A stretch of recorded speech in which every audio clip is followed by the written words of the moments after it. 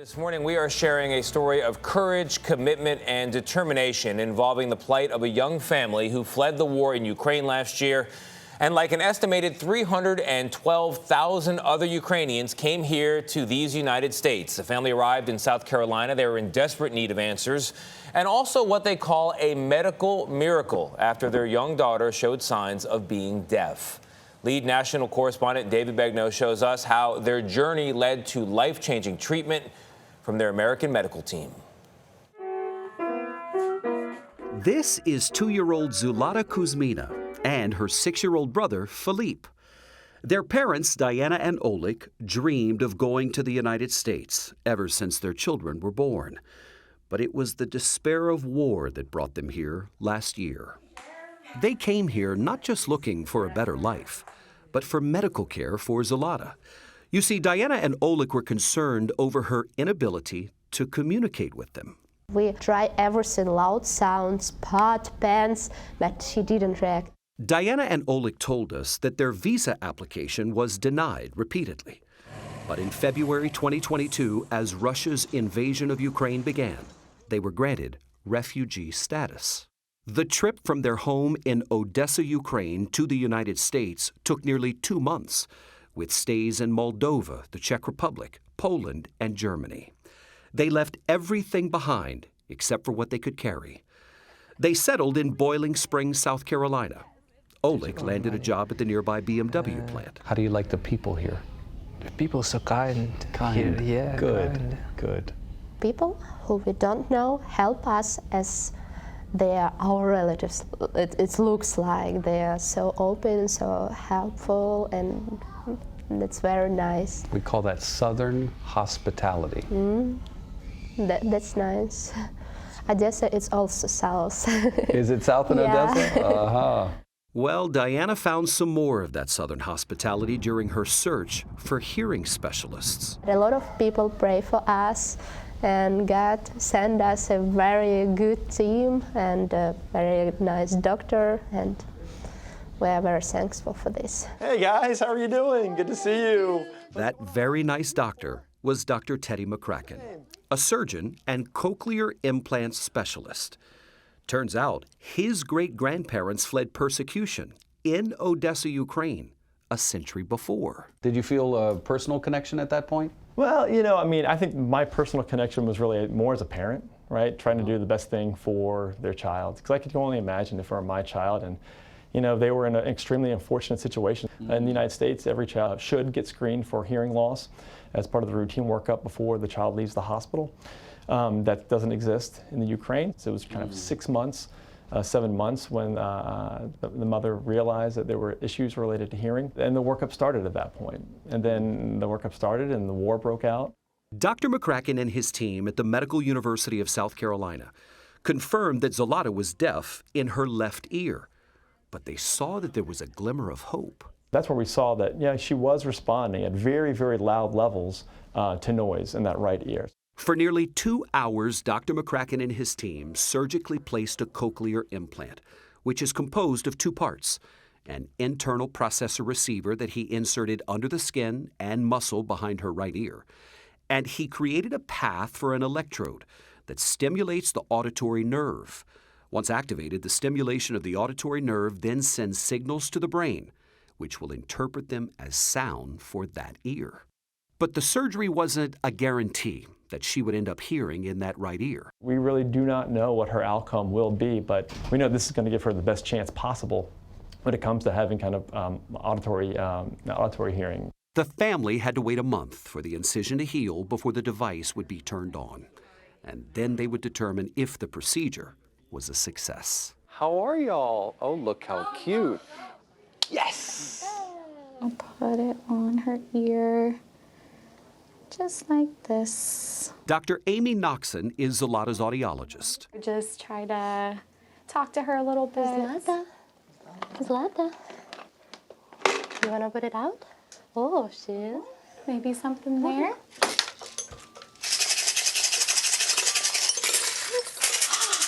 Wow, you're ready?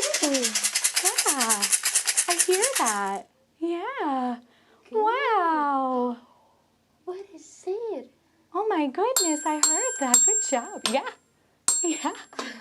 Her brain's going to be doing a lot of work to figure out what all of these sounds mean. So this is a success. Oh, yes. Absolutely. Absolutely. I'm excited for her. I think she's hearing your voice. Yeah. She's reacting to you. It was wonderful to witness. I mean, it's very emotional just as a stranger to watch this, you know? When she will grow up, she will understand, and I think she even wouldn't know that she didn't hear some period of life, I hope. I think you're right. Well, I've never been so happy to see tears. Thank you. Thank you. How do you feel knowing how well it went? It's a great sign that she was responsive. Good day at the office for you. Good day at the office. Feels good. No way. She's going, oh, there she is. You are looking at a little girl from Ukraine who comes to America as a war refugee and receives the most unexpected and precious of gifts, that gift of sound. What do you think your daughter will be able to do now that she can hear? I hope that she will understand my words, and all our family is singing, and I hope she will sing with us. What makes you emotional? Because I'm happy. It's a very big day for us. He loves I Daughter really love very her. much. It's my daughter. I love her. This is 3-year-old Grayson Clamp hearing the voice of his father, Len, for the very first time. Daddy loves you. Daddy loves you. Grayson was born without the nerve that helps connect the ear to the hearing center in the brain. In April, he became the first child in the U.S. to receive an auditory brainstem implant as part of an FDA-approved clinical trial. The device on his ear collects and transmits sound through wires threaded through the skull. Those wires connect to an implanted electrode that sits in the brainstem. This is Grayson now with his mother, Nicole. 5 months have gone by since the operation. Can you describe what's happened, what Grayson's development has been like? It's like a little miracle every time you hear something to me. But he's starting to develop speech. The Clamps became Grayson's foster parents when he was 7 weeks old. About a year later, they learned he was completely deaf. Shortly after getting the news, the Clamps were given the option to adopt Grayson. When you found out that he was profoundly deaf, did you have any misgivings about going ahead with the adoption? No. We talked about what kind of parent does a deaf child need? Do they need to be with deaf parents? Do they need to be with hearing parents? What's the best situation for him? And it seemed like it was to stay with us. Sounds like Grayson just worked his way into your heart. Yeah, he did. Grayson's teachers say he spontaneously says a few words, like up, go, and bye-bye. He also just learned one new word. Ball, and I know that because I told him to go get the ball, and he just went and got it.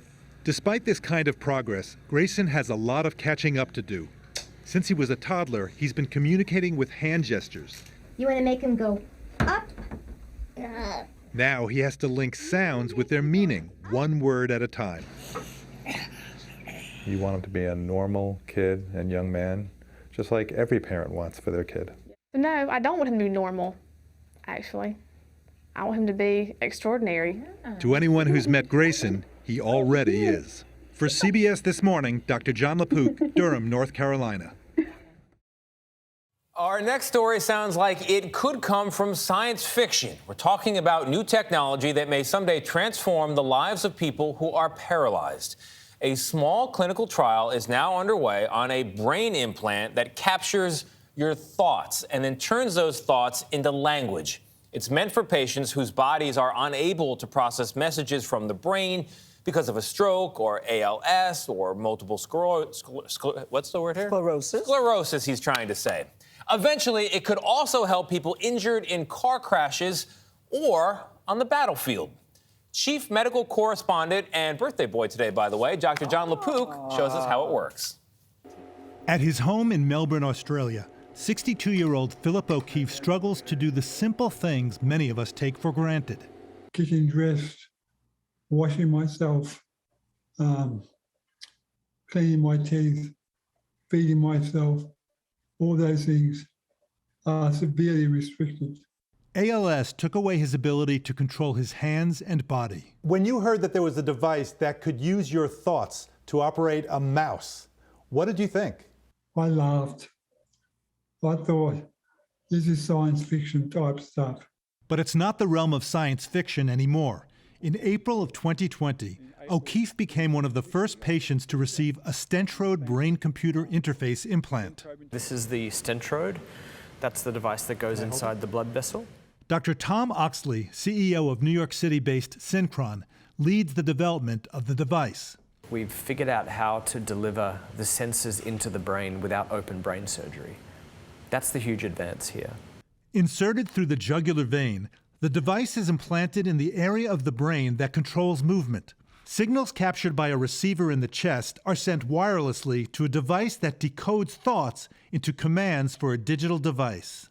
The clinical study that we're running is purely for digital device control for people whose hands no longer control digital devices.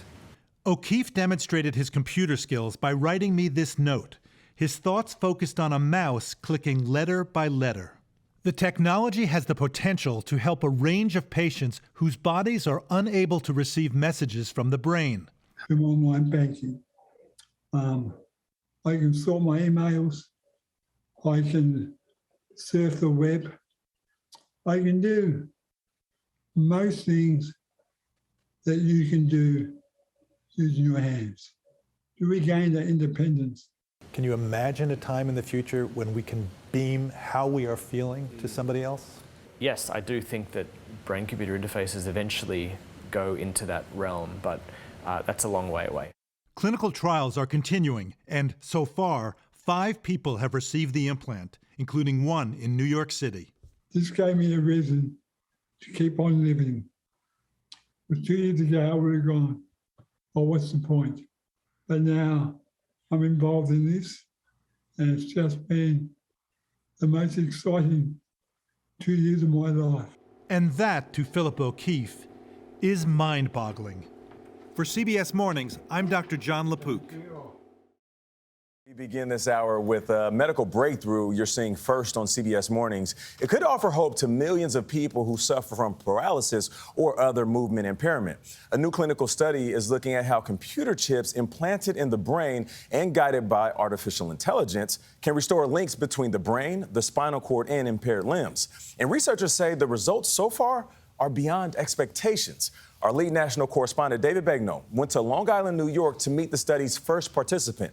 He's been paralyzed for 3 years and is now doing things he never thought possible. Hey. Nice to meet you. I have never walked into an interview looking more forward to shake someone's hand than I was to meet Keith Thomas.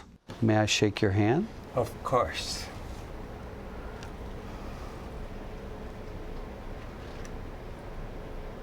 Can you feel that? Yes. You can feel my hand. Yeah. Feeling my hand, or anything at all, is a big deal for Thomas. You see, 3 summers ago, he miscalculated the depth of a pool. He took a dive, and in a flash, his life changed forever. He broke his neck and was paralyzed from the chest down. Gone was any feeling below his chest. He was 42 years old. Did you take your independence for granted? Totally. I didn't even think about it. For Thomas, independence was everything. He had an active social life and a successful career in finance. He entertained clients, went out to dinner almost every night of the week. In many ways, he was the life of the party. When you found out you were paralyzed, do you remember how you felt? I didn't believe it. I was like, no, I'm not. But when he got home from the hospital, his grim new reality became real apparent. When I first got home, I didn't get out of bed. I got out of bed once a day for 6 months. I cried all the time. I was crying because I didn't have independence. He was prepared to self-isolate forever. His aides and his family were really the only people he saw. So, who's older? I'm 2 years older. Obviously. That is his sister, Michelle Bennett. a near constant companion and caretaker. The accident, she says, brought them closer together.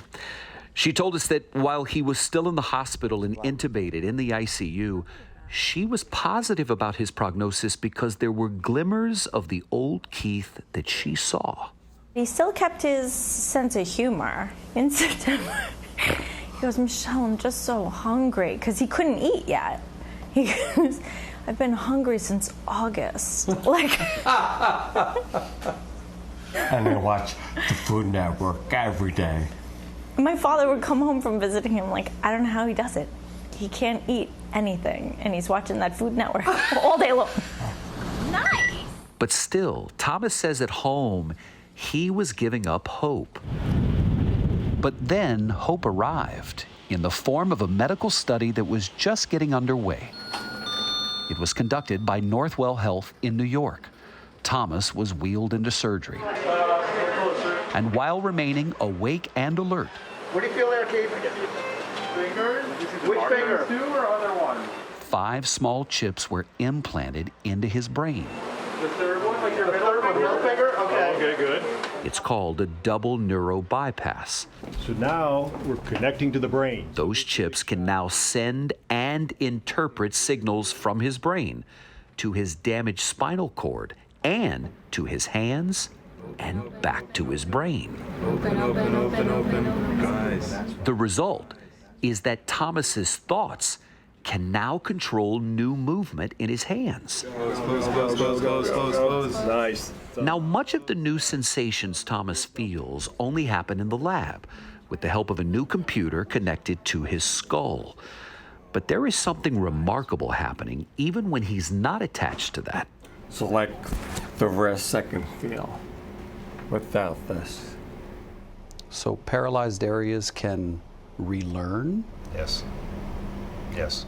Engineer Chad Boughton directs the team at the Neural Bypass Lab. He says among the most exciting aspects of the study is the progress Thomas has made when he's not at the lab. But how can so-called dead tissue all of a sudden be enabled as a result of this therapy? We think it's a combination of the electrical stimulation that activates those damaged circuits that are in his spinal cord. And then we believe it's starting to strengthen those connections. There's a saying that neurons that fire together wire together. We think that's part of what's happening. Give me 10 minutes rest. Well, you know, sometimes the biggest progress comes in the smallest steps forward. In his case, a reminder of what it feels like to feel. What's the most extraordinary thing you've been able to do thanks to this? Scratch my face. And hopefully eventually wipe my tears away.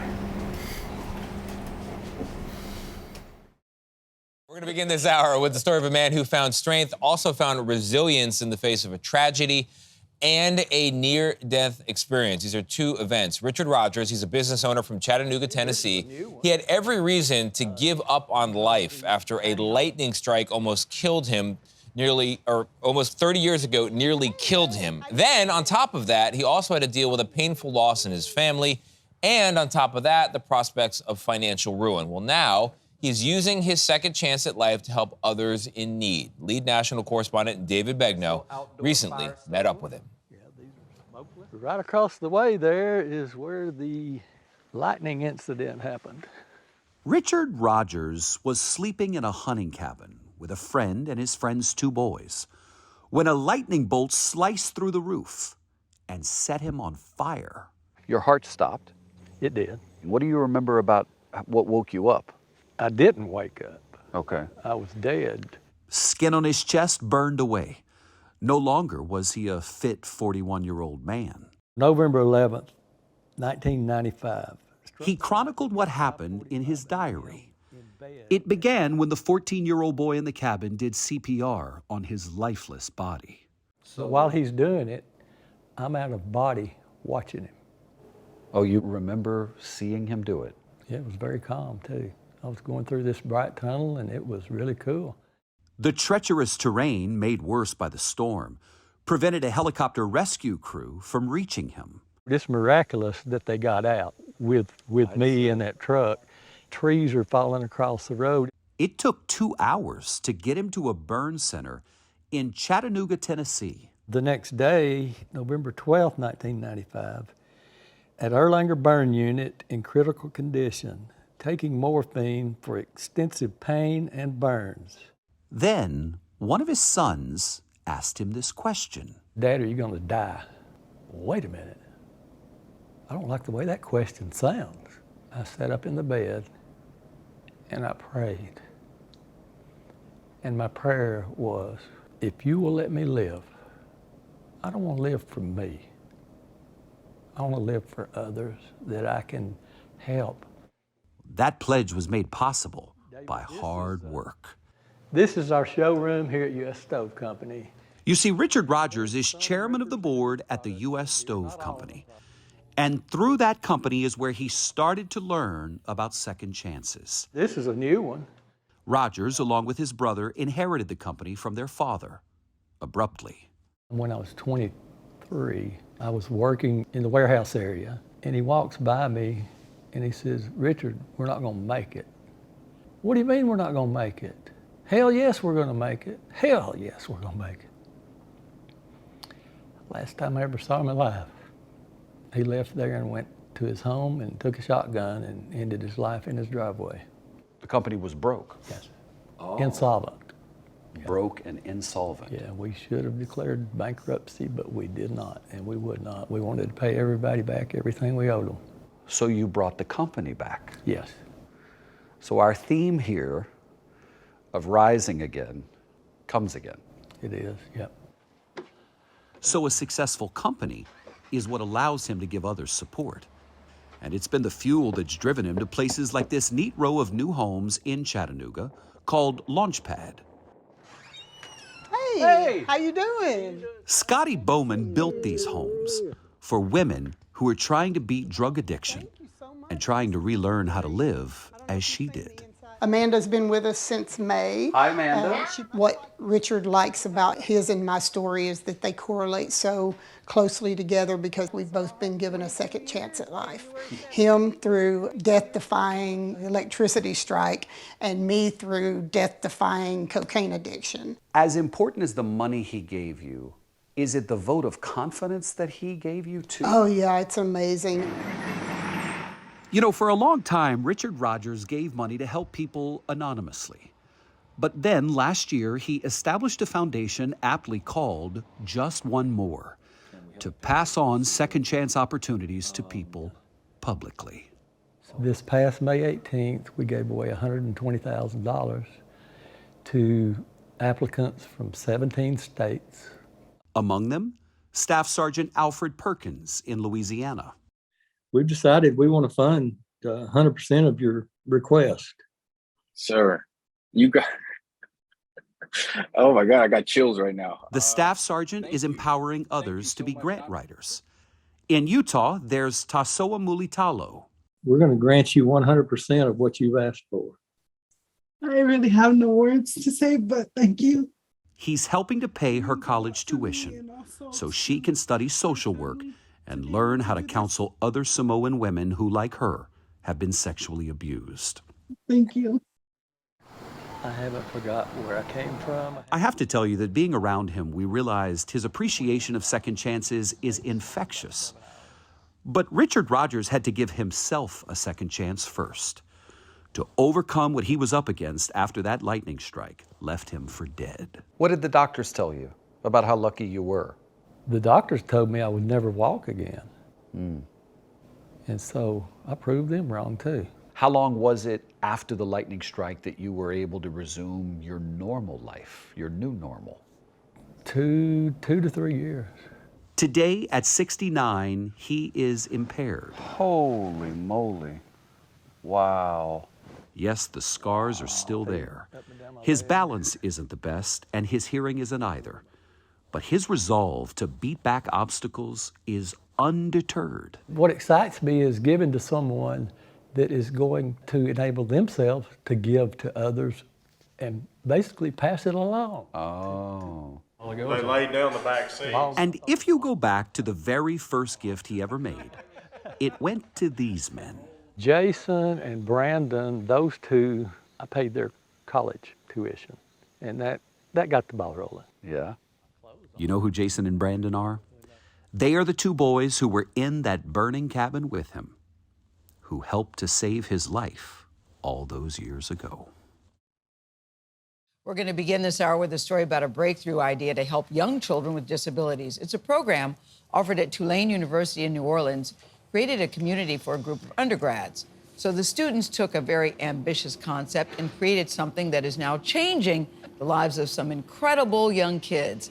Lead national correspondent David Begnaud, so you know this is going to be good, shows us what happens when ingenuity intersects with generosity. This is a story about a small chair, but it's got a big impact. The kind of chair that gives mobility to children with disabilities. Meet Jackson. He's a 4-year-old boy from Covington, Louisiana. Look at that big smile. He has dystonia. It's a condition that affects his muscles, and he has a developmental delay. He doesn't walk or speak. When they offered you this wheelchair, was he mobile at all at that time? Elizabeth and Brian Fabregas are Jackson's parents. They say after 8 months in that chair, Jackson has been able to sit up on his own, and now he's moving around independently. So it gave him a more ground level view. Yep, that's what made me happy, because it's like he's included with everything. The parents say that the toy-like chair has been wonderful because it created a playful experience with Jackson's older brother, Brody, and has been the bridge from not walking to now using a walker. Okay, so give us the report card. How would you grade it? It's an A+. I mean, it's helped Jackson, become more mobile and be able to be adapting to the other things that he's going to be offered. It's helped his development. Now, meet the man at the front of this creation, Noam Platt. He's an architect in New Orleans who heads up an organization called Make Good. They focus on assistive technology, the kinds of devices people can't find in the commercial workplace or can't afford. Pull this out. Platt came across the design for the chair on an Israeli website that lists open source information for developers like him. You just called the hospitals and said, hey, I'm making this. Might you have a need for it? Yeah, I mean, I have a previous relationship with some of these health systems through my work as an architect. And part of it is really empowering the clinicians to understand that we can go beyond what's commercially available. We can really create almost anything. Get those bells. Sebastian Grant. He was born premature at just 24 weeks old. He spent 10 months in the neonatal ICU. He has gone through more in his 15 months of life than adults have gone through their whole life. Sebastian needs a trach to breathe, and he's still being fed through a tube. Sebastian, look! Need your little chair. We were there with Sebastian's parents, Tamara and Shane Michael, when he got his customized chair. This is a chair that he could be in and go around the house and actually be in control of himself a little bit. Yeah, I'm scared for when we get to that point. I hope your heels are ready, because he's going to be running into y'all with that little chair all day. That's why they put bumpers on the front. Yes, thank God for the bumpers. Here's a baby who spent most of his life on his back, and now he's sitting up straight. His therapist says it is a game changer. Yay, Sebastian! This costs how much to build in total? I believe each of these was under $200. To buy a wheelchair for a kid this small through an insurance company could go for how much, do you know? $1,000 to $10,000. The labor to build these chairs was free. Platt's organization partnered with Tulane University to find students who would volunteer their time and skills to build the chairs. 15 chairs have been made over the past year. Oh, it was so moving. Tulane student Alyssa Bachman is part of that team. For me, it's very grounding. You can come in somewhere here like the Makerspace and make such a huge impact on a child with only a couple hours of effort. The design is really simple. The base and the wheels are made out of wood. The plastic attachments are 3D printed. It's all assembled by hand. Those bright colors are intentionally childlike. And right before Sebastian got his chair, the Tulane students and Noam Platt went back to customize it. We're putting the name tag right here. You got your hand on the wheel. You're so smart. So that it could hold his little ventilator and the tubes that make it possible for his 24-pound body to keep going. And here, I want to show you this too, is that they're all signed by the people who make them, which is also that's really neat. wonderful. And it's just that extra bit of personal touch that really connects kind of through time to the people who made this, to the people who use it. So that chair was made with love from multiple strangers who will never meet Sebastian. Wow. That's that's crazy, but definitely needed. That says a lot, like just how everything comes together to help my son. It's overwhelming. What would you want to say to them? The sense of gratitude I have, they would never understand. You really mean the world to us. What you've done for him is make his life a little more easier.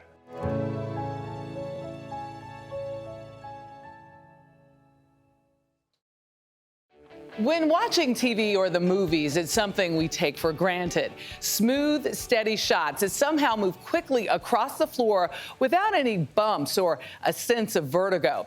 You can thank Garrett Brown. His groundbreaking invention, the Steadicam, gives camera operators a steady hand when giving you shots like these.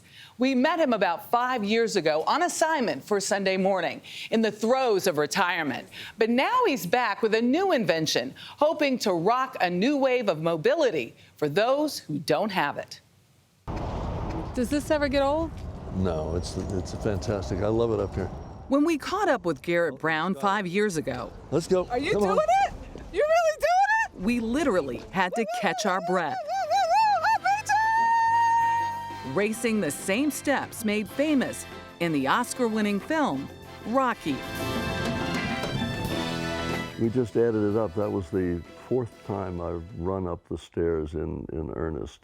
Rocky, Rocky 2, Rocky 5, and with you. Michelle Miller for CBS. A contender. What made Brown a contender back in 1974 was what he gave cinematographers, a lightweight handheld stabilizer that allowed them to move with the action seamlessly.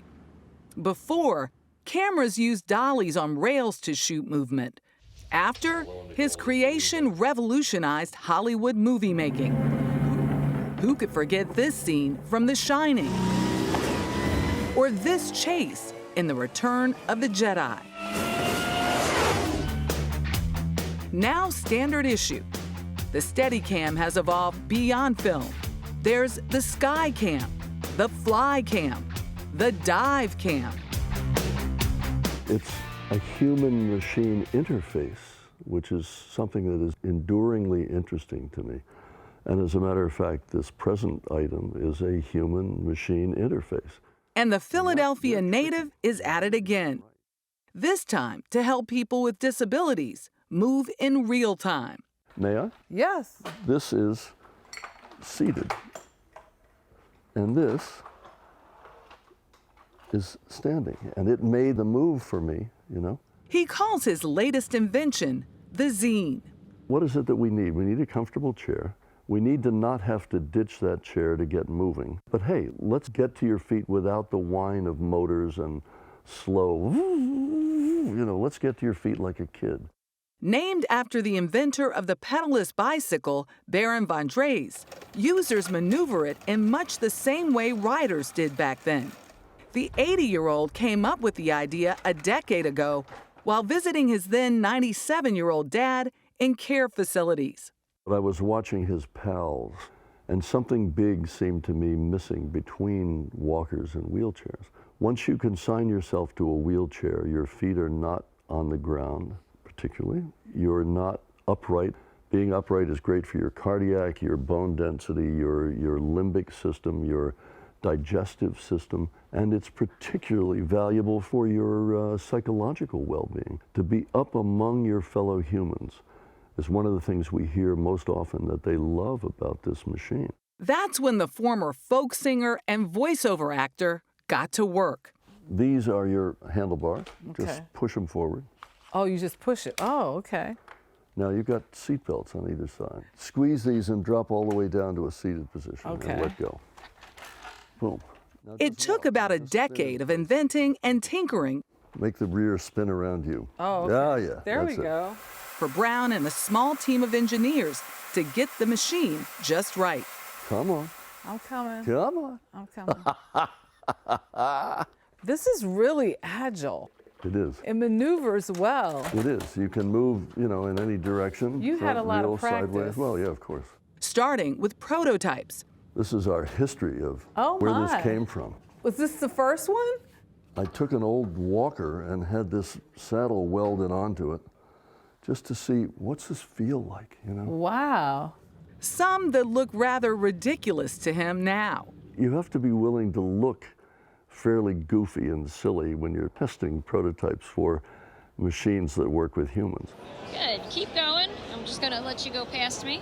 He began marketing them at healthcare conventions, AARP conferences, anywhere he could reach people with limited mobility. It's amazing! To date, he's produced about 100 zines. We'll head inside. We'll get you all set up with your new zine. Awesome. Sound good? It's already attracting customers like Anami Fatal, who relied mostly on her powered wheelchair and rollator. With the rollator, there's absolutely no support. All of my energy when I use that requires me to focus on not falling, which is why I can't even use a rollator without assistance. Start bending your knees, sending your hips backwards, just sitting yourself down. Yep. There you go. All the way down. On the day of our visit, she tried out her new zine. Not being able to do a sit to stand yourself like that, it gives you back something that you lost, that you miss every day. Yep. So there you go. It's following you around. The instant that we give you this that's your A, best way to degree of freedom, and B, autonomy, and that's an important word with this. When you're in it and you're safe, you're on your own. It's become almost a higher calling, made even more evident last fall when Brown traveled to Rome to make a special delivery. How did that happen? I was looking at a video report of Pope Francis struggling with mobility. I thought he could use one of these things. The letter he wrote must have been convincing. Because it went around the Vatican and we were vetted. And didn't we get back a wonderful letter saying, yes, we accept, thank you very much. And we heard later it's in his apartment. So this story is unfolding. No official sighting. No official sighting. But, you know, if it's useful to Pope Francis, that would be really, really satisfying. Now drop yourself down to any height you care to. Brown is hoping to get word out to anyone who can benefit from the zine, that like his most famous invention, this new one is here to help. Inventing is what we do for a good life. I mean, inventing a life is imagining what you want, that is to say, what's missing, and what do you have to do to get there. About 12 million Americans are dealing with post-traumatic stress disorder. It's often the result of going through or witnessing a life-threatening event like war, a natural disaster, or an assault. The symptoms of PTSD, like flashbacks and heightened fear of danger, can disrupt daily life and contribute to long-term health issues. But many people with PTSD are finding relief through a common form of exercise. Barry Peterson has the story. When you see Candace Lager and Mariah Rooney in a Denver area gym, it's not a run-of-the-mill workout. They're co-directors of trauma-informed weightlifting, teaching coaches how to use weight training to help trauma survivors. When you have experienced such horrible things that tell you that maybe you don't matter, you're not strong, that you don't have the right to make choices over your own body, it's a pretty powerful thing to then be able to move in a way that really taps into strength. If I can do this, I can control other parts of what's happening to me. Absolutely, absolutely. PTSD causes elevated stress hormones, often trapping a person in fight or flight mode. Exercises like this barbell back squat might disrupt that. Doing something like that could allow someone to just focus on the movement and develop a better connection to what their body is doing in that mode. Is this a kind of a message of doing this exercise also means you're in control, as opposed to the things that may have happened to you from outside of your body? In a lot of ways, yes. It can feel like you're in control when you are carrying weight or pushing weight or pressing things or lifting things. But there is another message here about holding weights behind you, says Dr. James Whitworth of the Veterans Administration Boston Healthcare System and a researcher on trauma and post-traumatic stress disorder. The benefit of that is that you maybe feel fearful about what's coming up behind you because of an experience you had, and this gives you a sense of control or power over that process. Is that a fairly good example of why this weight training can help shift how you feel about trauma and post-traumatic stress? I think that's a good example, Barry. And using powerful movements that make people feel strong could be one of those benefits. While serving as a platoon sergeant in Iraq, he first connected exercise with trauma therapy. I would exercise with my fellow soldiers to blow off steam, to deal with the stressors of combat. But it wasn't until I lost one of my friends and soldiers, battle buddies, to suicide that I really got interested in trauma, PTSD, and how exercise might be helpful for people suffering from PTSD. Now, he's focusing on weightlifting as a therapy. It's almost like seeing can reshape believing. Seeing the growing muscle helps in believing you have greater inner strength. It is an opportunity to disrupt some of those cognitive distortions and negative views of themselves that may have arisen as a result of their trauma. In a Philadelphia gym, trainer Jessica Brock-Pitts works with Heather DeWar. When you have trauma, you can get very disconnected from your body, and using strength training movements to help get more in your body and aware of how things feel in your body and how these different sensations feel can be really helpful. Heather believes the results are helping resolve her trauma. I think that I'm on the way, for sure. Gaining trust in my body, gaining awareness of my body is laying a strong foundation towards resolution for me. Let's warm up with about 5-6 reps. Jessica teaches from her own experience. I am a survivor of trauma myself, and I was not always like an athletic person or kid. So then I stumbled across the trauma-informed weightlifting training and was like, oh man, this is for me. The connection between exercise and good health is long-standing, but using resistance training as a coping strategy for PTSD symptoms is still being studied and may take a while to gain acceptance. I'm curious, when you started looking at this research and thinking about this, did your colleagues think you were just a little crazy? That's a fun question, but I would say no. So when you talk about this at a dinner party, people actually take you seriously. They don't just brush you off. Absolutely. In fact, not brushed off, but increasingly available, where coaches with specific training can use heavy weights to lighten the weight of trauma on a person's soul. For CBS Saturday Morning, Barry Peterson, Denver. A story of love and strength in the face of devastating news. Our lead national correspondent David Begnaud recently visited a man from South Louisiana who was diagnosed with a fast-growing and aggressive brain cancer 6 years ago. Doctors told him he didn't have long, but so far, and he's not taking this for granted, he's beaten the odds. And David joins us. Wow. Good morning, David. Good morning. Got to go back home to tell this one. Really? If you have ever been diagnosed with a life-threatening illness, or you know someone who has, you know that one of the first questions you want to know is, who's beaten it? Who are they? What is their story? That hope is this story. John Bienvenu was 28 years old with an 8-month-old child when all the certainty he had in life vanished. So before I went into surgery, they said, this could be it, This could be the time that I leave this earth.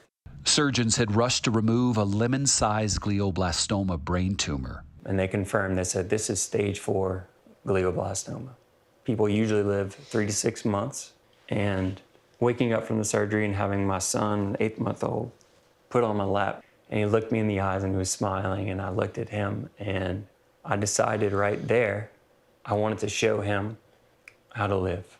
He said, from now on, there's no bad days. With his wife, Leslie, who he met when they were kids, they decided that even chemotherapy and radiation treatments were not going to stop them from living as if every day is a special occasion. So when the medical world, the science world tells you, enjoy your life, good luck, but there's not much hope in it, we shifted that hope into our faith life. Paint that picture for me of how this family was just like, we're gonna do whatever we can to be together. Every weekend was dinner at my parents', or even just in the Weekdays. afternoons. It was definitely a loving time. Having grown up in Louisiana, I've known about the Bienvenue family for most of my life. Melissa is John's mother. It's a story of hope, it's a story of love, and it's a story of faith.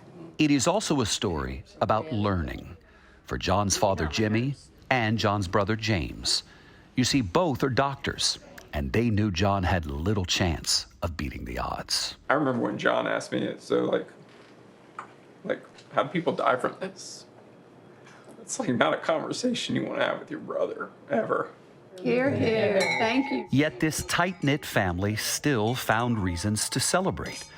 They went to North Carolina to mark the end of John's radiation treatments, 3 months after he was diagnosed.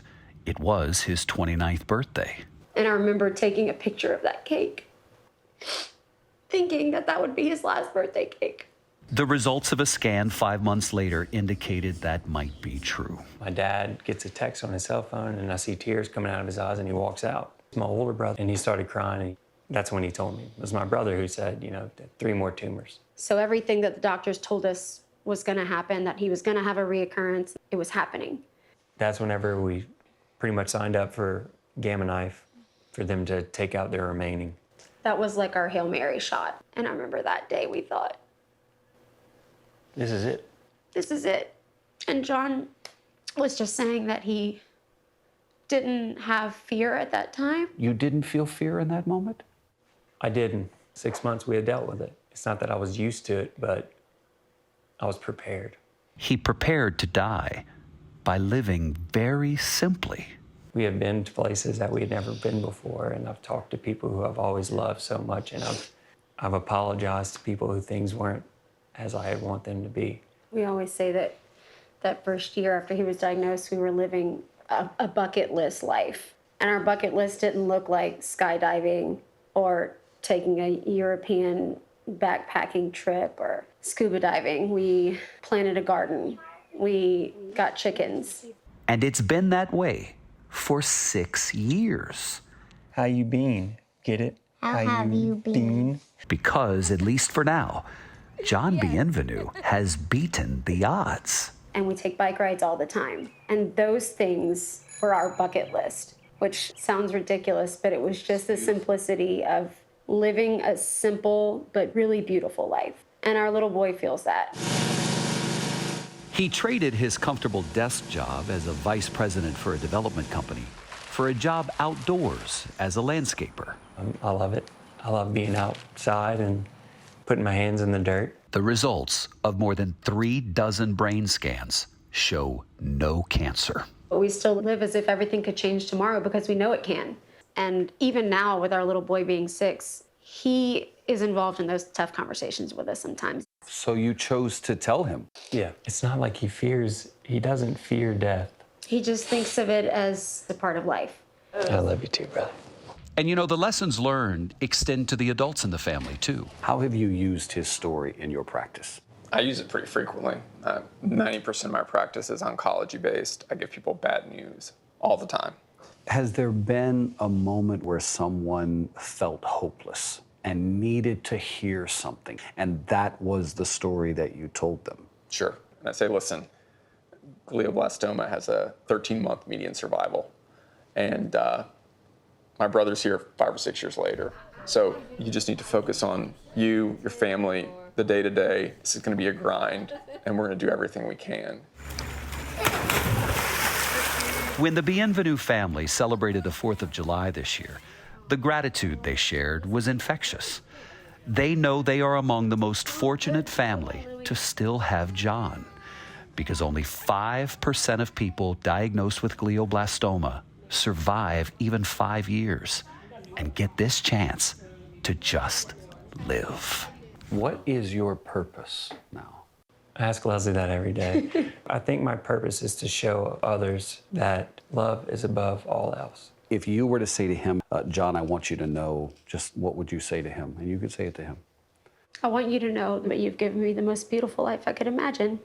I want you to know that the life that you've given me and the son that you've given me and the strength you've taken away. Worrying, you always tell me, you said, no matter what, we're still together. It's been 23 years and we're still together. I love you no matter what.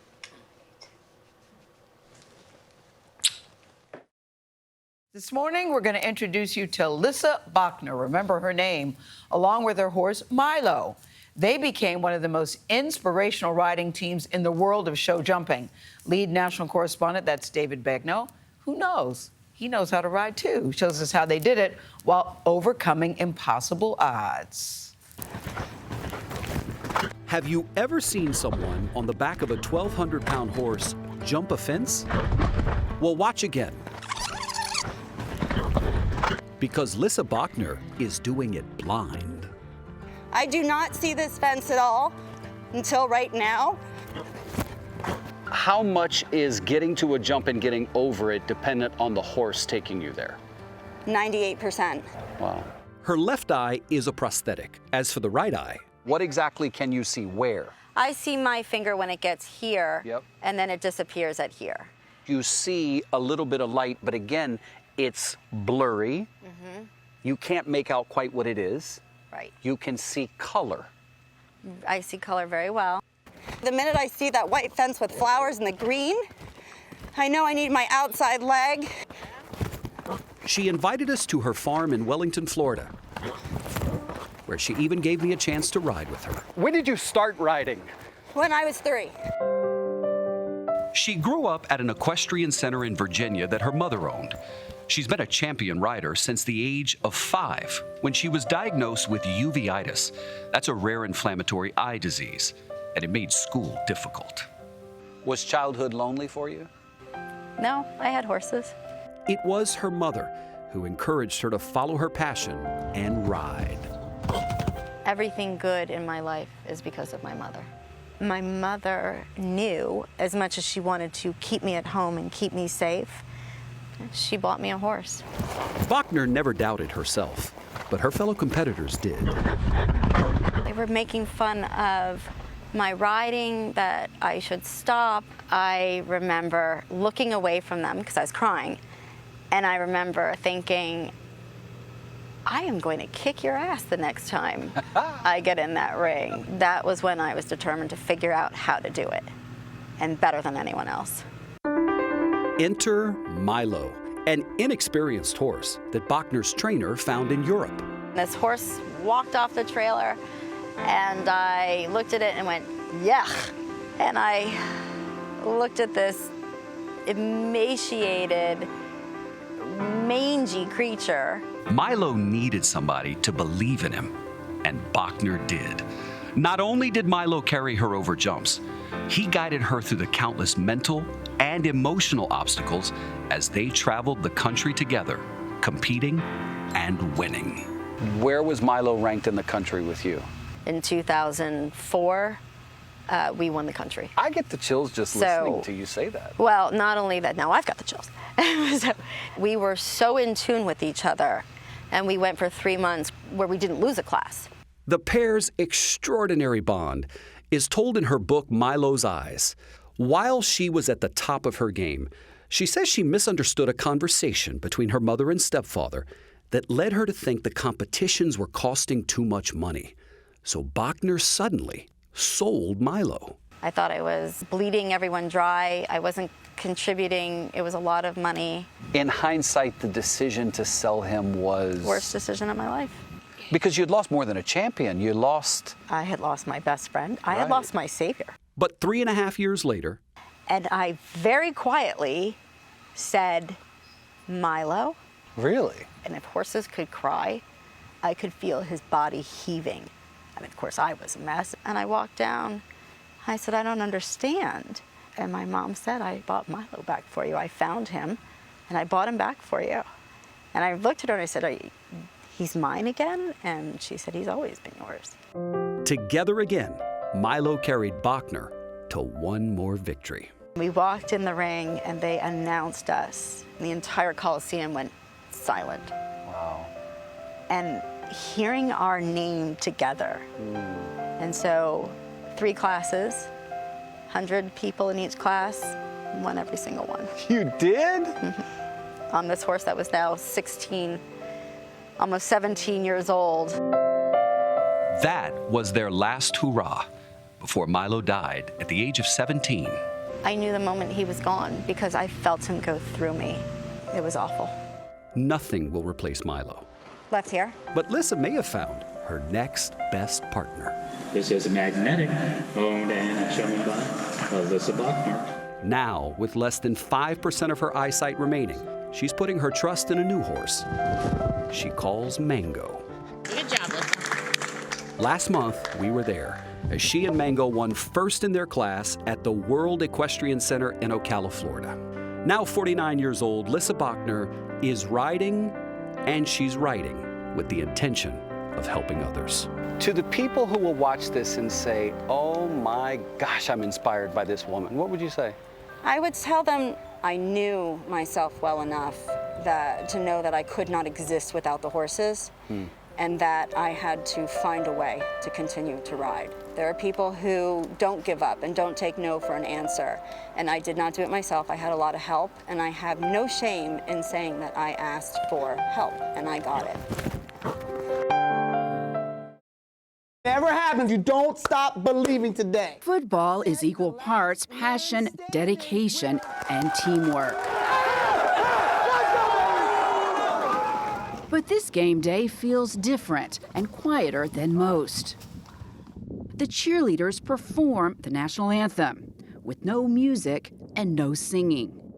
Just hand gestures signaling that our flag was still there. 1, 2, 3, go! And with that, the Gallaudet University Bison, America's deaf team, as they call themselves, take on the Anna Maria Amcats. Doesn't matter, you're deaf, hard of hearing, the other team, they're showing up to play a game. Like, you see how the game has changed? Remember the highs and the lows we discussed? Coach Chuck Goldstein has to lead the team without doing what coaches do, yelling or blowing a whistle. Play fast, let's go. Sometimes we'll see the whistle will go early, but our player doesn't hear it and he runs like 90 yards and he turns around and, Play's been called Play's been dead. Go back. The first thing you do, you sprint to the goal line as fast as possible. The Bison communicate using ASL, or American Sign Language. You can't hear the snap count. We just watch the football. The quarterback, he taps the center, and we just go when the football snaps. So you watch the ball. Watch the ball. Wide receiver L.J. Watson speaks and signs, a technique called SimCom. Skip it straight. At first, he and his hard-of-hearing teammates, Daquan Taylor and Rashard Witherspoon, had a tough time seeing eye to eye. I'm not gonna lie, team chemistry was hard. The chemistry? It's hard to communicate with each other because some players on the team don't know sign. Half of the players are deaf, others are hard of hearing. And to have enough players to compete, each year Coach Goldstein integrates into the team a few mainstream hearing athletes. Our recruiting pool is limited. It's limited. So it's kind of a struggle. We have people who are looking online every day for a deaf, hard of hearing athlete. Go ahead and Google, try. Lock in now. That's how they find players like Taylor, a defensive standout from Hampton, Virginia, where sports are a religion. But Taylor thought he had blown his chance to play college ball. Didn't work out, no scholarships after senior year. Dumb mistakes, partying, distracted girls, grades. Then he got an opportunity to join the Bison. So how I fell in love on my visit, it was deaf people, they knew I couldn't sign, but they still accepted me. It was an unfamiliar feeling for Taylor, whose mother died when he was in the 7th grade. He spent his teenage years bouncing around different friends' homes. Now a junior, sign language comes as easily to Taylor as football. Gallaudet was a shot at redemption. And now you're going to graduate, you're going to have a degree. Really, it helped me become a man. Where I'm from is a bad area. Jail, dead, we sell drugs, honestly.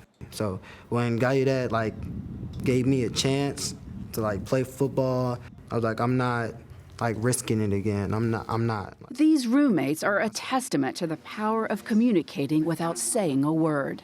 Why are you guys, coming from your different backgrounds, able to come together and communicate and succeed? Because we have patience with each other. Patience. And, you know, we're willing to slow things down. Just became close, became brothers. Like, we was brothers on the football team, but like now, us three is just different. We can understand each other without like not saying nothing. Good morning. At any given moment, about 100,000 Americans are waiting for a kidney transplant. 5,000 people will die waiting.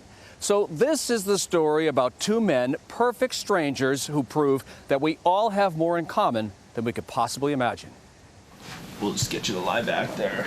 Pastor Edgar Roberts has waited 6 years for this day, a life-saving kidney transplant. John Branson is the kidney donor, and Roberts answered prayer. In April of 2016, the two men met improbably at this Cracker Barrel in Valdosta, Georgia. I walked in and I saw a guy, Edgar, sitting at a table by himself, and he had a Marine hat on. And my son is just getting ready to graduate the Naval Academy, so I walk up and started talking to him. Roberts, a Vietnam combat vet, is now a 70-year-old grandfather of two. Branson, a 51-year-old police lieutenant in Anderson, Indiana, What's up, buddy? How you doing? was passing through Georgia on his way to a Florida vacation. So the two of you hit it off? Yes. Right away? Right away. Could tell he wasn't feeling real well. That's why I asked him what was wrong, because he just looked drained. And you said? I just came off dialysis. You were wiped out? And yeah, I was wiped out. Roberts had lost both his kidneys to cancer and was receiving dialysis 3 days a week. He has been on the transplant wait list for 3 years. For 3 months after that chance meeting, the two men swapped phone calls. Roberts' health kept declining. Branson called again. He said, I'm ready. He said, I can give you a kidney. What went through your mind?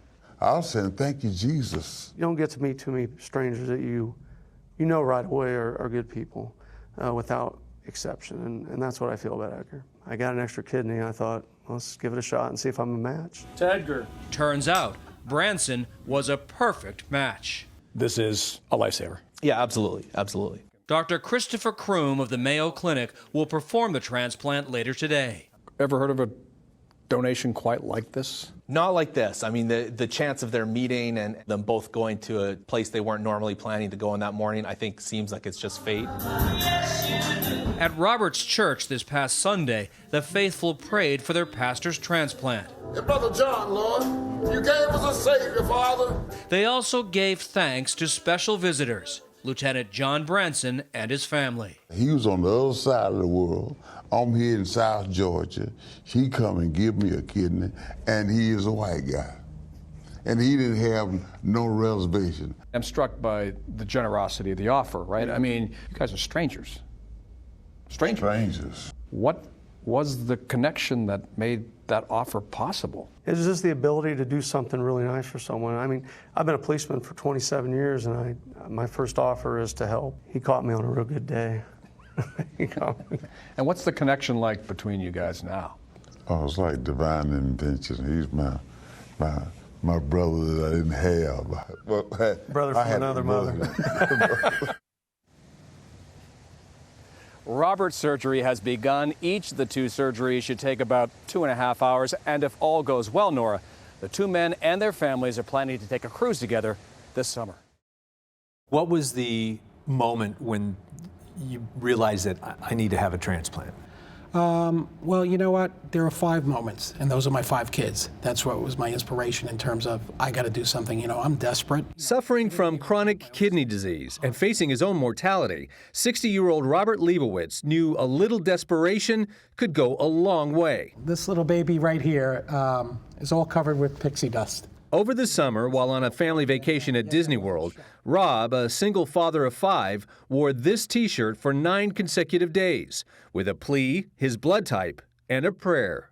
I thought, you know, if I can get one person who's my blood type to just respond, and maybe that's my match, you know, it's worth the $35 investment for the shirt. This amazing couple, Rocio and Juan Sandoval, took a picture of it and said, do you mind if I post it? Within the first week, 90,000 Facebook shares. 3 days walking around the parks, my phone wouldn't stop ringing. I have an extra kidney. It's not like I need them both. On the other end of one of those calls, a complete stranger, 39-year-old father of two from Indiana, Richie Sully. My biggest worry is my daughters losing me or me not getting to spend time with them. So, you know, it was kind of a no-brainer. And what is that process? A few trips to New York, a lot of blood work. Every month or so we do another round of labs. Because as you can imagine, it's an emotional roller coaster. And, you know, I can't say enough about this guy. After a mountain of tests and months filled with anxiety, Rob received word Richie's kidney was a match. Tell me about that moment that you got the phone call. I broke down, I screamed, but of course screaming in New York, everybody ignores you anyway. Words cannot explain. You know, this guy's saving my life. He's saving my life. He's giving me more time with my kids. He doesn't have only two good kidneys, he has a big heart. Bigger than you can ever imagine. The doctor brought up, what will you do after the surgery if Rob never calls you again? I don't know how to answer that. I never once considered it. We talk on the phone, not every day, but that would make me a cheap date. That would make you a horrible person. Yeah, exactly. But I hadn't considered it because, one, I didn't think he would do that, and two, it's not my kidney anymore. The reason all the media is picking this up is not because of me, not because I'm getting a kidney, but it's because of this guy who's doing such an amazing thing. You know, there's so many... For a complete stranger. Exactly. The cure for chronic kidney disease is here, and it's humanity, and this guy's the new name for humanity because, you know, everybody can help. And we can report this morning that the surgery was a success. Both Richie and Rob are doing well. Both are resting comfortably at the hospital, and both will stay in the city for the next few weeks as doctors monitor their progress. This morning, we introduce you to Rebecca LaSalle, who gave the ultimate gift. One of her organs saved the life of a one-year-old child. Now, unlike most of the 8,000 liver donors in the U.S. last year, LaSalle didn't know, or she didn't care either, who received that gift. She simply did it because she says she wanted to help somebody else. Barry Peterson was there when she met the little boy she saved. And in a moment, you'll see only on CBS This Morning. There is joy watching an 18-month-old discover the world. But for Manolo Gonzalez, these moments might not have happened. Shortly after his birth, doctors discovered that Manolo had a life-threatening defect causing his liver to fail. He was lethargic and wouldn't eat solid food. The only cure was a transplant, and 6 months ago, he got one at Children's Hospital, Colorado. Samantha Gonzalez is Manolo's mom. What happened and how fast did it happen after the transplant? The moment he woke up. Really? A complete 180. He was ready to eat same day. He was ready to start crawling. What saved Manolo was a decision by 24-year-old Rebecca LaSalle, a complete stranger living 700 miles away in Montana, who decided to donate part of her liver to anyone who needed it. I merely just wanted somebody else to live. Without even knowing it wasn't your brother or your cousin or anyone, it was just a someone. Just someone. Because? Because nobody deserves to suffer. Rebecca is what doctors call an altruistic donor, meaning she gave a part of an organ without specifying who would get it. And this was her second time. 2 years ago, she also donated a kidney. But the liver transplant is a far more difficult and risky operation. There's very few people in the world who have donated part of their liver and a kidney. Dr. Elizabeth Pomfret removed part of Rebecca's liver at the University of Colorado Hospital. She says living donor transplants make up about 4% of all liver transplants done in the United States each year. Of that 4%, the number of people who are altruistic donors is extraordinarily small. But with altruism comes a healthy dose of skepticism. She was also evaluated by a psychiatrist and a social worker and a nurse coordinator. So she really almost had to talk you into this. In some ways, yes. What convinced you? It was her demeanor and her passion and her conviction and her maturity. Let's just see. Rebecca recently returned to the hospital for a 6-month checkup. Hi. And for the first time met Manolo, the child she saved. Hi. It's nice to meet you. Hi. This is Manolo. Life-saving for Manolo, life-changing for Samantha. At that time, I was going through like a really hard time with his dad and with what was going on with him. I like lost like faith in any kind of good person out in the world. And he saved my life. So the fact that like you saved his, like, there's no words I can express to you how thankful I am for what you've done. If what she did is extraordinary, why she did it is even more impressive. And it all goes back to a lesson her mother drilled into her every day. Before I could walk to school when I was a little girl, she would say, make the world, and you had to say a better place, and you'd always groan it out. But it was something that actually she did instill in me, and I do want to make the world a better place. Mom was right. Yes, Mom was right. Not only does that explain Rebecca's inspiration, I don't ever want you to have to feel indebted or feel like you have to say thank you, because he deserved it. it also explains the emotional letter she wrote for Manolo to read when he grows up. Most of all, I hope that this opportunity will inspire you to help others to make the world a better place. All my love, Rebecca. So this is a story that may never end, because there are many more good deeds yet to come. For CBS This Morning, Barry Peterson, Aurora, Colorado. Well, we're very happy to report that little Manolo is doing well. His doctors say he has to stay on anti-rejection medications for the rest of his life. But aside from that, they say that he will grow up and live a normal, healthy life. A big smile and beaming eyes, Magnum's mom Tashina calls him a rough and tumble joy boy. You'd never know this joy boy spent 4 of his 5 years battling a rare bone marrow disorder. There were a couple of points during transplant where I wasn't sure he was going to make it. Doctors diagnosed Magnum shortly after his first birthday, what would lead to 21 blood transfusions and then 21 platelet transfusions during a bone marrow transplant. I just prayed and I asked God, you know, Lord, if it's your will to take him, don't make him suffer. But if it's your will to keep him here, then heal him quickly, because this is so hard. But through it all, there was one thing that always brought a smile: fire engines, what Magnum calls woo-woos. He even told his mom he wanted to be a woo-woo when he grows up. The first time we met Magnum, the Make-A-Wish Foundation couldn't turn him into a fire engine, but they promised the next best thing. All right, buddy. He got to ride in one as a real-life firefighter with El Dorado County Fire. What is this outfit you've got on?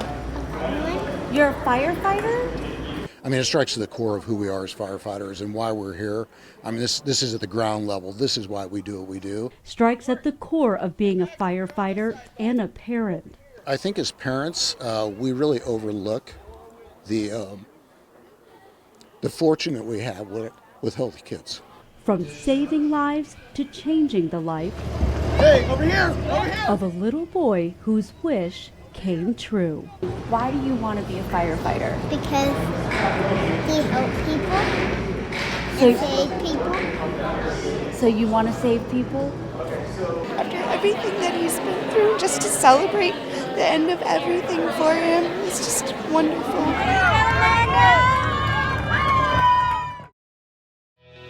Pro golfers will wrap up a tournament this weekend in Florida, and many draw inspiration from 6-year-old Tommy Morrissey. The young athlete was born with just one arm, but still plays his favorite sport.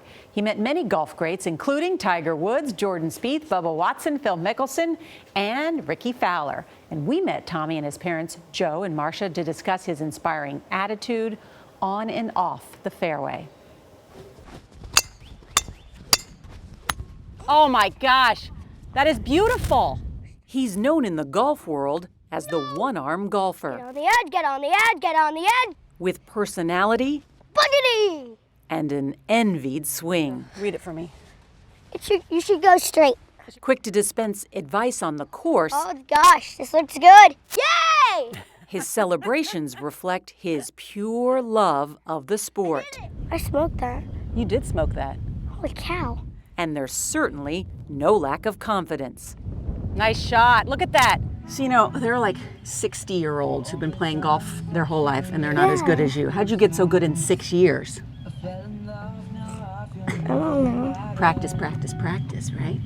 He discovered his love of the game as a toddler, dragging his father's clubs into his crib and mimicking the pros on TV. Woo! More than one time I showed up at the golf course missing a club or two. Do you remember that, Tommy, where you were like sleeping with golf clubs? Why were you sleeping with a golf club? I love golf. Tommy, have you ever had a golf lesson? No? He's never had a golf lesson? He's never had a lesson. The only swing advice that he was given was by Gary Player. And Mr. Player had some very definitive advice, didn't he, buddy? What did he tell you? Balance. Balance. Tommy was born without his right arm, but many of the pros he emulates are right-handed. So Tommy developed a right-handed swing using his left arm. Marcia, when you were pregnant. Yes. And you have that moment where you think about having your first child. Did you ever think this is how your life would turn out? Well, you know, I found out that he was going to be born with one arm when I was 14 weeks pregnant. So that was terrifying, to say the least. But I think because Joe and I decided that, well, come hell or high water, this is our life. We're going to give this little guy everything he needs to succeed in this life. And boy, you know, that's why I say I think he was truly born to play golf, to inspire the world. He is who he is, and he was perfectly made. Good to see you.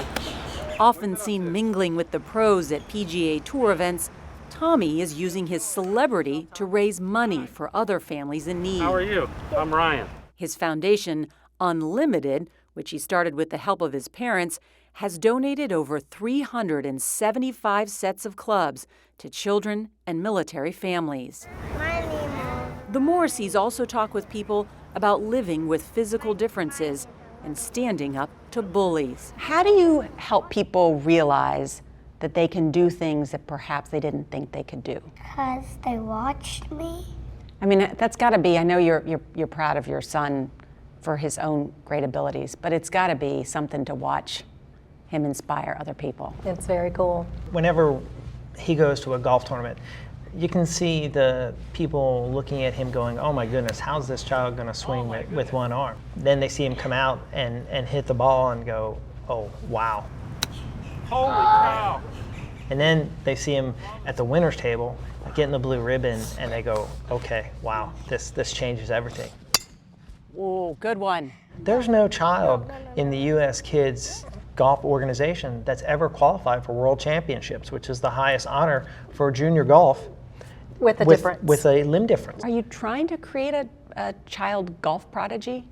We're trying to create a child that will be successful in academics and be a positive part of society. Or anything he wants to do. It's about him being happy and fulfilled, doing his part to contribute to society.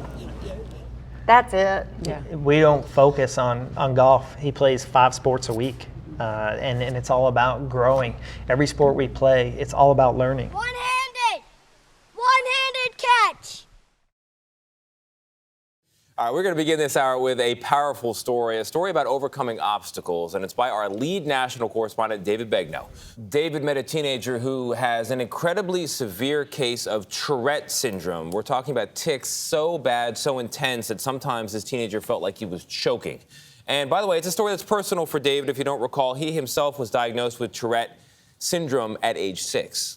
And so what David did in this case is he followed along this 17-year-old from Pennsylvania as the child went along what had a radical treatment. We're going to see how he's doing now.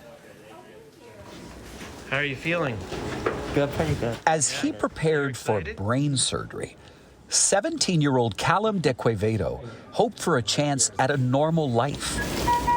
A life that would overcome the grip Tourette's syndrome has had on him. There's no brain like Callum's. So he is going to be a unique challenge, and designing his trajectories will be different from any other patient. His surgeon, Dr. Ted Panov at Mount Sinai West, which is a hospital in New York City, told him that inserting wires into his brain, connected to a neurostimulator under his collarbone, were his last best hope of reducing or even eliminating the involuntary movements and ticking sounds Tourette's has caused him to make. We scrub in the morning. This surgical procedure has successfully helped people with Parkinson's disease, but it has yet to be approved by the FDA to treat Tourette syndrome. Callum's condition became uncontrollable 3 years ago at a high school track meet. He was 14 years old then. You picked him up at the track field, and what was happening then? He just got in the car and he was down, and I said, you know, what's wrong? He was really excited about the track meet, and he said, I don't know, can't breathe. Dawn DeQuevedo is Callum's mom. Maybe you're coming down with something, you know, maybe you're getting a cold. So the next day, send him off to school, and the nurse calls and says, listen, he really is struggling to breathe. So every day that week, the nurse called and said, something's not right. But nobody knew it was Tourette. Nobody knew it was a tic. I mean, we went to an ENT, and they said, well, there's something called vocal cord dysfunction. And they sent us to a speech therapist. He said, you know, this is beyond my expertise, and he sent us to Children's Hospital of Philadelphia. How many doctors did you see? We estimate a little over 30. 30 doctors? Yeah. Over 7 months? Yep. Before anybody diagnosed him with Tourette syndrome. The worst episodes led to frequent visits to the emergency room. There are videos. You experience tics of screaming, cursing, hitting yourself in the head. A lot of head jerking, face scrunching, grunting. I know there were these nights where 1, 2, 3 in the morning he would just be up screaming. Screaming. That's why we were videotaping it for the doctors, and it just took a long time for anybody to come to a conclusion. Did it feel hopeless to you? Yeah, even after I got diagnosed, I struggled with mental health, and I actually tried to kill myself at one point. It's really hard when you have a kid this age who's really looking forward to doing things in life, and you're sitting as a parent saying, I don't know if you can. How Callum got to be one of the few people with Tourette's eligible for the surgery was every bit a tribute to his parents' persistence to get help and to get the insurance company on board.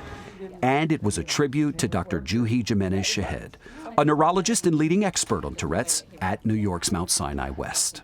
Thank you. You're very welcome. You're very welcome. Take care. Now, it's not unusual for Tourette's to go undiagnosed, but after visiting 30 different doctors, Mount Sinai offered a promising treatment.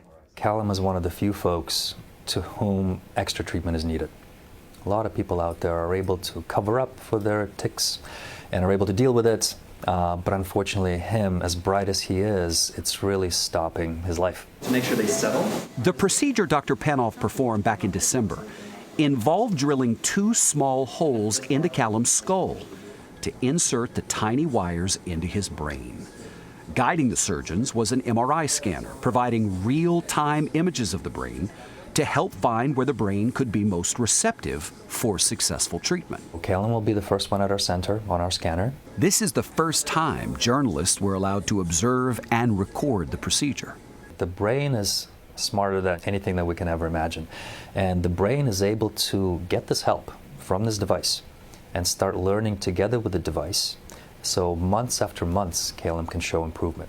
Callum's condition did not show an immediate improvement, and it wasn't expected to. Over the holidays, his skull had to heal first. Then the staples needed to be removed. All right, so we'll start with this guy here. Now, each one of these is going to be like a tiny little sting. With that done, All right, ready? Yep. Okay, here we go. So I'm just Dr. Juhi Jimenez Shahed slowly started the neurostimulator that would send a current to Callum's head. The hope was he would become calmer and gain some control. So kind of bit by bit, we're going to kind of ramp this up, okay? And you tell me if that intensifies or if you start noticing anything else. Yeah, I feel a lot more relaxed. It's pretty immediate, huh? Yeah. For the next hour and a half, the doctor adjusted the levels, and there was already reason for optimism. And how about now? I just feel like this is the best I've felt in a long time. Now watch what happens when she turns off the stimulators. I'm going to go down to 0, okay? So you tell me what changes when we do that. What's happening there? My urge just came back for my simple tics. Mm-hmm. My toes are going crazy now. So you're definitely feeling like you have to do it now. With the stimulator attached to the left side turned off, his tics came back. Then, when she increased the level of stimulation to the right side, he got more relaxed. So that's the sweet spot. Then, he was ready to control the device himself. So you're going to open up the app. Then it says your therapy is on. Right? So that's how easy it is to do anything with it. Okay. Okay? The procedure and Callum's initial response were a success. Let's get to the good part. Yes. It is now working in your head. It's turned on. Yes, it is turned on. How do you feel? I just feel very relaxed. I don't think I ever realized since I was 13, since like that breathing started, how like even like my muscles were always like just very like contracted, and like I was always very stiff. I think the biggest thing today was when I had my hands out like this and like the one side was trembling and the other side wasn't. Now neither one. Yeah, now neither one is trembling as bad as they were. I have to tell you, in the brief time I've known you, I've noticed how stiff it makes you. You seem at ease. I definitely am. I feel more relaxed now. Like, it's nice that I don't have to be moving constantly to keep myself distracted or to stop the tics. I can sit at my house and watch TV without worrying about screaming or hitting my head or punching myself or anything like that. I just want to smile just listening to that. Callum tells us that he believes his tics have been reduced 70% since this device was implanted in his brain. We first introduced you to Callum Dequavato back in January when he had brain surgery to tame his involuntary tics and outbursts that are caused by Tourette syndrome. The teen would often hide in his room because he says he was so embarrassed and, of course, very frustrated. But we're here to tell you this morning that has all changed. Our lead national correspondent, that would be David Begnaud, recently checked in on Mr. Young Dequavato, who's now doing things he never, ever thought possible.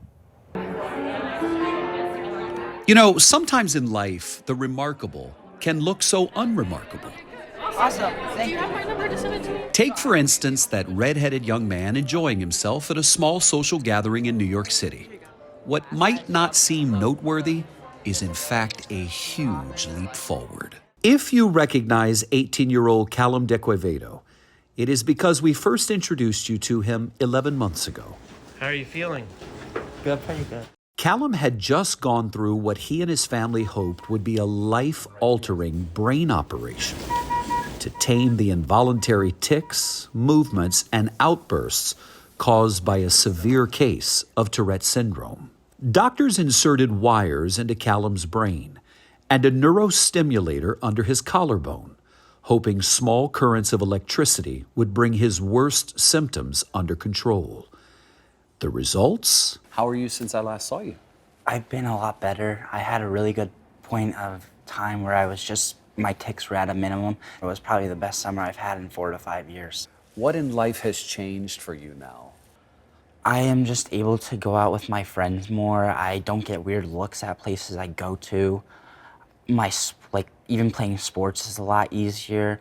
I play tennis, so it's really nice to be able to hold the racket without shaking all the time. And my social life has just gotten a lot better, and I don't have as many problems or tics that take my attention away from the classroom or from reading. It's wonderful. I really can go and start doing activities and not take multiple breaks throughout it. Mom, Yes. what's your report card? How do you see it? I think everything is still a little bit of a work in progress. But how much better is he? Oh, I mean, it's just night and day from where we were a year ago. When you say night and day better, list off for me why. At home especially, he's more functional. He was laying in his room a lot, he would try to do everything to kind of remove himself from even our family and society, spend a lot of time kind of hiding away, trying to control the tics. Mm-hmm. And now, we don't see him a lot now, but we don't see him a lot because he's going out with friends. When we first met the family, Callum would scream in the middle of the night. Tourette syndrome drove him to hit himself in the face. His mother's desperation was so obvious. It's really hard when you have a kid this age who's really looking forward to doing things in life. And you're sitting as a parent saying, I don't know if you can. But now, it seemed like before the surgery, y'all were going towards a cliff. Yes. Yes. I mean, now we're backing away from that cliff. Like we're pretty far away from the edge of the cliff right now. I think you're pretty far away. I think it's easy for us to see Callum having a future. And I think when we spoke last year, that was one of the big things is, I mean, it was very hard for us to see how he would even be maybe independent. Doctors don't ever promise miracles, but Callum's doctor is thrilled with how her patient is doing. His results after deep brain stimulation have been really amongst the best that we've seen. It's not 100%, but I think the substantial benefits that he has had from the surgery were things we would not have been able to see with just regular medications. And as a celebration of his progress, at the Tourette Association of America's recent gala, I invited Callum to the podium to do what was once unthinkable, address an audience. Tell everybody what life is like now with the device in the brain. So it has just improved my social life to a point where I cannot describe. It has made my life so much better, and it has really improved my quality of life, allows me to hang out with friends, but also further my education and help advocate more consistently and not have to take breaks throughout the day. And it's really a wonderful thing. For Callum and his family, it has been a year of enormous strides. Where there was once anguish, there is now hope.